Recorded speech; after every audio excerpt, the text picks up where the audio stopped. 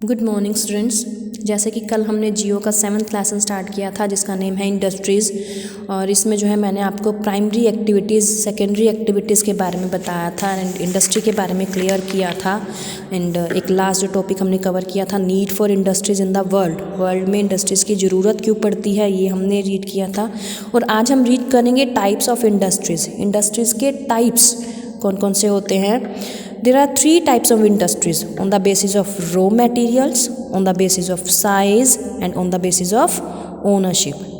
Okay मतलब raw material के base पर अलग इंडस्ट्रीज होती हैं, साइज़ के बेस पर अलग होती हैं और ओनरशिप के बेस पर अलग होती हैं। सबसे पहले हम बात करेंगे रॉ मटेरियल के बेस पर। रॉ मटेरियल के बेस पर जो फर्स्ट इंडस्ट्री होती है दैट इज़ एग्रो बेस्ड। अब एग्रो बेस्ड इंडस्ट्रीज़ की जब हम बात करते हैं तो इसके नेम से ही क्लियर हो जाता है, agro means agricultural products. Okay ऐसी इंडस्ट्रीज़ जो एग्रीकल्चरल प्रोडक्ट्स पर डिपेंड होती हैं उन्हें बोला जाता है एग्रो बेस्ड इंडस्ट्रीज़। और इन एग्रो बेस्ड इंडस्ट्रीज़ में जो एग्जांपल लिए गए हैं that is cotton textile, food processing, dairy products, vegetable oils, jute industries etcetera. Okay first जो रॉ मटेरियल के बेस पर इंडस्ट्री है वो है agro based industry. Second mineral based. अब इन सभी के नेम से ही आपको क्लियर हो जाएगा। ओके आपको जो है इनके नेम लर्न करने होंगे। First of all you have to learn these names. उसके बाद जो है नेम्स के अकॉर्डिंग आपको पता चल जाएगा कौन सी इंडस्ट्री जो है किससे रिलेटेड है। एग्रीकल्चरल से, मिनरल जो है मिनरल ओर से। ओके जो मिनरल बेस्ड इंडस्ट्रीज़ होती हैं वो अपने रॉ मटेरियल के लिए मिनरल ओर्स पर डिपेंड करती हैं, जैसे कि cement, iron, steel, railway equipment etcetera. Okay ये थी सेकेंड। थर्ड जो है मैरीन बेस्ड। मैरीन मीन जो वाटर से रिलेटेड होती है, अब वो अपने रॉ मटेरियल के लिए सीज एंड ओशियंस पर डिपेंड करती है। इसमें एग्जांपल बताया गया है processing seafood and fish oil. Clear. And fourth जो है वो है फॉरेस्ट बेस्ड। अब इसके नेम से भी क्लियर हो रहा है आपको। फॉरेस्ट बेस्ड मीन जो अपने रॉ मटेरियल के लिए फॉरेस्ट पर डिपेंड करेगी। इसमें एग्जांपल दिए गए हैं पल्प, पेपर, फर्नीचर। है ना काफ़ी इजी।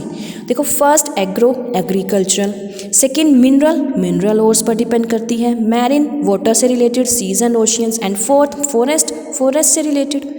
ओके अब देखो हम बात करते हैं on the basis of size के बेस पर। ये आपको पहले ही क्लियर हो जाना चाहिए कि अगर हम साइज़ की बात करते हैं, छोटा, बड़ा, लार्ज, स्मॉल, ये सब हम बात करेंगे।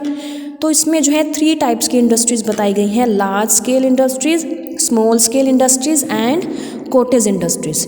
इसके बारे में हम रीड करेंगे। अब देखो लार्ज स्केल है तो इसमें पैसा भी ज़्यादा लगेगा, वर्कर्स भी ज़्यादा होंगे, मशीन्स भी काफ़ी यूज़ होंगी, रॉ मटेरियल्स भी काफ़ी ज़्यादा होगा।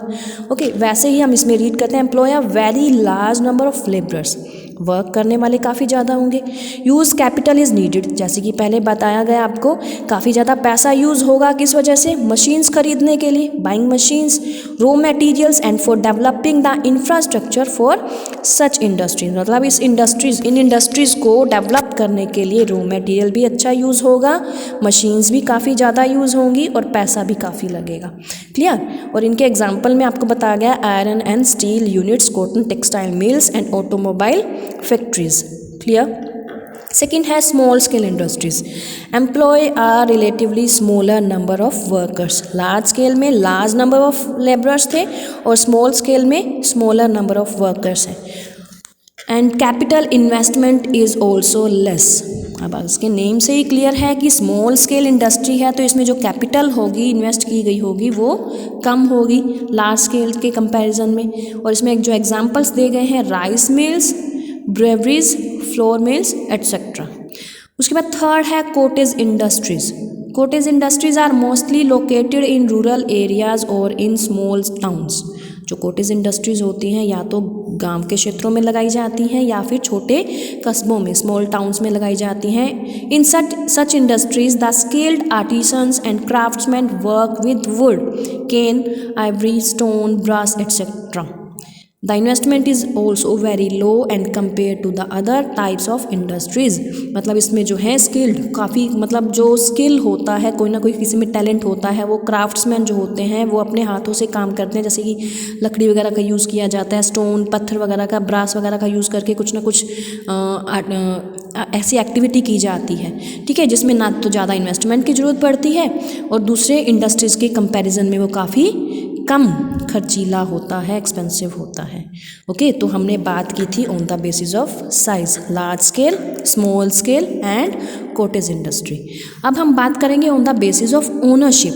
This is one of the most important factors for the classification of industries. तो there are many ways of doing it, but we will make the following 4 types. Ownership के base पर 4 types की industries होती हैं। First है public sector industries, second private sector industries, third joint sector industries and fourth cooperative sector industries. अब देखो public sector industries में क्या है, are fully owned and managed by the government. Public है तो इट मीन्स गवर्नमेंट रन करेगी उसे, government के अंडर होगी वो। एंड एग्जाम्पल्स बताए गए हैं, integral coach factory, iron and steel plant at Bhilai and ordnance factories etcetera.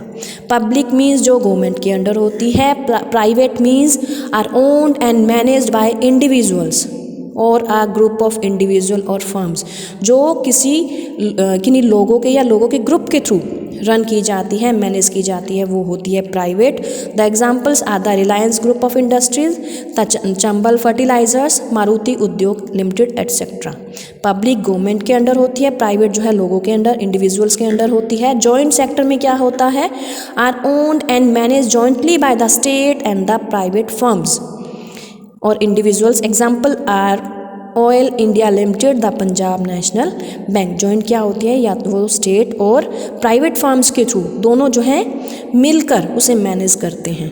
Cooperative sector industries are owned and manage by a group of people who are the producers of raw materials. ऐसे लोग जो सामान produce भी करते हैं और आगे उसे मैन्युफैक्चर भी करते हैं, आगे सेल भी करते हैं, तो उसे बोला जाता है कोऑपरेटिव सेक्टर इंडस्ट्रीज। जैसे कि शुगर मिल्स इन महाराष्ट्र, अमूल एटसेट्रा, खुद ही प्रोड्यूसर होते हैं और आगे सेल भी करते हैं, उसको मैनेज करते हैं। Clear.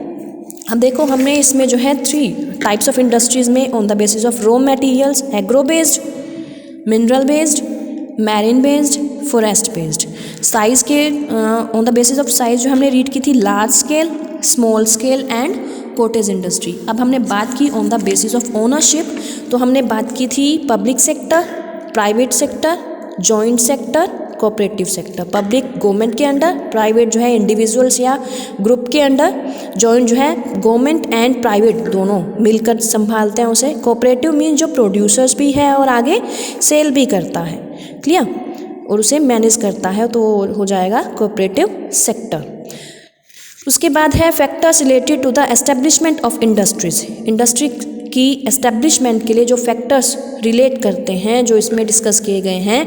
And industry can not be establish anywhere और एवरीवेयर इन द वर्ल्ड। मतलब ऐसा नहीं है कि जहाँ हमने जहाँ सोचा वहीं पे इंडस्ट्री एस्टेब्लिश कर दी। उसके लिए भी काफ़ी सारे जो फैक्टर्स हैं वो हमें अपने माइंड में रखने पड़ते हैं, जो हम अभी रीड करेंगे। सबसे पहले यहाँ पर 2 फैक्टर्स बताए गए हैं। फर्स्ट है ज्योग्राफिकल एंड सेकंड है नॉन ज्योग्राफिकल। ज्योग्राफिकल फैक्टर्स में कौन कौन से हैं, availability of raw materials to be processed in adequate quantities and affordable price. मतलब सबसे पहले हम ज्योग्राफिकल फैक्टर्स में जो सब मेन पॉइंट है वो हम देखेंगे कि रॉ मटेरियल अवेलेबल है या नहीं है, और साथ में जितनी क्वांटिटी हमें उसकी चाहिए और जितने प्राइस में चाहिए वो हमें अवेलेबल है या नहीं है। Clear. Cheap and adequate source of power in the nearby regions and preferably from the non polluting units. हमें जो है जो भी फैसिलिटीज़ चाहिए होती हैं वो जो लोकेशन हमने डिसाइड की है उस लोकेशन के आसपास वो फैसिलिटी हमें मिलेगी या नहीं मिलेगी, और साथ में नॉन पोल्यूटिंग यूनिट्स, क्योंकि हम देखते हैं कि जहाँ पर हम अपना जो वर्क स्टार्ट कर रहे हैं वहाँ पर सभी फैसिलिटीज़ ऐसी हों, सभी जो लोकेशन ऐसी हो ना तो वो पोल्यूटिंग हो, मतलब पोल्यूटिंग फॉर्म में ना हो, और हमें जो है हमारे वर्क को करने में हमें कोई बाउंडेशन ना क्रिएट करे वो। Availability of suitable and enough supply of water for the smooth working of industrial units. हमें ये भी देखना है कि जहाँ पर हम अपनी इंडस्ट्री जो है स्टार्ट करना चाहते हैं वहाँ हमें वाटर की सप्लाई अच्छे से हो पाएगी या नहीं हो पाएगी, ताकि हम अपना इंडस्ट्री का जो वर्क है वो स्मूथली रन कर पाएँ। An efficient and comparatively cheap system of transport for bringing in the raw materials and sending the finish goods to the markets. हमें अपनी इंडस्ट्री जो है स्टार्ट करने से पहले ये भी देखना पड़ता है कि जो हम गुड्स प्रोड्यूस कर रहे हैं वो अगर हमने कहीं ट्रांसपोर्ट करना है तो हमारे पास वो ट्रांसपोर्ट की फैसिलिटी है या नहीं है। ओके, ट्रांसपोर्ट की फैसिलिटी होने के साथ साथ वो जो लोकेशन है वो उसके लिए सूटेबल है या नहीं है। The consumers for the manufactured goods should be as near as possible. अब ये है कि हमने अगर कहीं इंडस्ट्री ओपन करनी है और ऐसी जगह अगर हम इंडस्ट्री ओपन करके बैठ जाएं जहाँ कस्टमर ही नहीं है, तो फिर उस इंडस्ट्री का फ़ायदा ही क्या होगा। ओके, तो सबसे पहले हम इन सभी फैक्टर्स को देखेंगे। Casual and skill labour and technicians should be readily available and eight reasonable rates. हमें अपनी इंडस्ट्री में काम करने के लिए वर्कर्स भी चाहिए, टेक्नीशियंस भी चाहिए। अगर वो वर्कर्स नहीं होंगे तो ये तो है ना कि हम इंडस्ट्री में पूरा काम अकेले कर लेंगे। ओके, तो ये भी मेन फैक्टर है। Large area of level and should be available at cheap rates not only for the factories but also for the workers to reside. मतलब काफ़ी बड़ा एरिया जो है जितना हमें चाहिए वो चीप रेट पर मिलना चाहिए। अब ये तो है नहीं कि अगर हमारा बजट जो है 5 लाख का है और हम जो है 10 लाख में अपना वर्क स्टार्ट करके बैठ जाएं तो सबसे पहले तो हमें लो स्टार्टिंग में ही हो जाएगा। तो सब ये फैक्टर जो हैं हमें देखने पड़ते हैं, उसके बाद जाकर हम देखते हैं कि हम अपना वर्क स्टार्ट कर सकते हैं या नहीं कर सकते। जो हमने अभी तक रीड किए थे वो थे ज्योग्राफिकल फैक्टर्स। अब हम रीड करेंगे non geographical factors. Enough capital fund should be readily available from the banks at low interest rates. अब अगर कोई भी वर्क हम स्टार्ट करना चाहते हैं, कोई भी बिजनेस स्टार्ट करना चाहते हैं, तो सबसे पहले हमारे पास होनी चाहिए कैपिटल। अगर कैपिटल नहीं है, पैसा नहीं है या हमें अवेलेबल नहीं हो सकता, तो हमारा वर्क तो सिर्फ हमारे माइंड में एक आइडिया बन के ही रह जाएगा। ओके, उस आइडिया को अगर आप अप्लाई करना चाहते हो तो आपके पास वो सब रिक्वायरमेंट्स होनी चाहिए, फैसिलिटीज़ होनी चाहिए जिससे वो आप उस वर्क को आगे अच्छे से कर पाओ। The technical know how should be available through meaningful collaborations. The government policy should not only favour the growth of industries but also actively participate in it.